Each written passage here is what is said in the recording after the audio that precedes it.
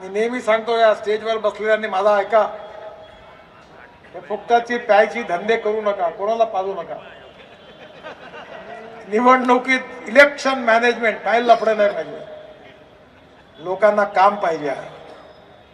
हा खाण्यापिण्याचं काम जरूर करा, मी पण खातो आणि खिलवत असतो. आता आम्ही शाकाहारी आहोत, तुम्हाला पाहिजे तर सावजी मटण जरूर खा. का तुमचं बऱ्याच लोकांचं सावजी मटण म्हणजे फारच प्रिय आहे.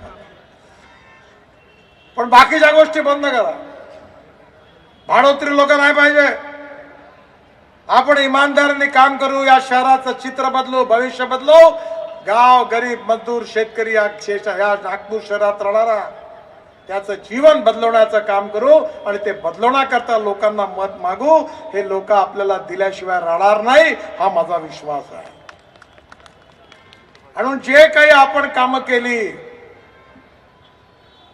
वो तो केवल शुरुआत है, असली फिल्म शुरू होना और बाकी है. तुम्ही आता आज लोकांसमोर मी विनंती केली आहे की आपण एक फिल्म तयार करा, कारण आपल्या केलेली एवढी कामं आहे की ती सगळी लोकांना दाखवता आली पाहिजे. आणि ही कामं अजून करायची आहेत. म्हणून भारतीय जनता पार्टीला तुम्ही निवडून द्या, आम्हाला सत्तेत आणा. आम्ही नागपूरला देशातलंच नाही तर जगातलं सुंदर चांगलं शहर म्हणून मान्यता मिळवून दिल्याशिवाय राहणार नाही. हा कार्यक्रम आपल्या सगळ्यांचा आहे.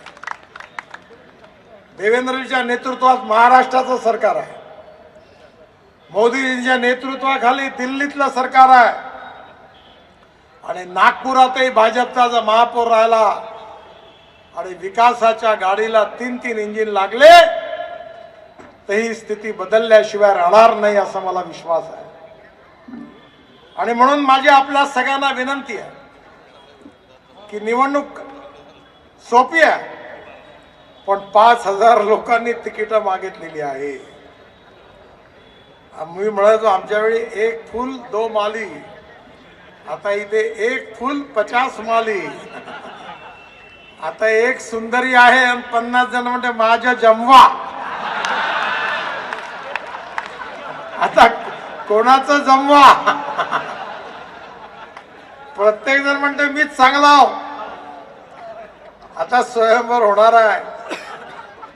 एका खुर्चीवर एकच माणूस बसू शकतो, 2-3 नाही बसू शकत. पण आम्ही हा प्रयत्न करू की जो कार्यकर्त्याला जनतेचं समर्थन आहे त्याचा निवड करताना विचार करू. जो कार्यकर्ता निष्ठावान आहे, ज्याने अनेक वर्ष काम केलं आणि निवडून येतोय, त्याला प्राधान्य देऊ. जात पंथ धर्म भाषेशी काही घेणं नाही आम्हाला.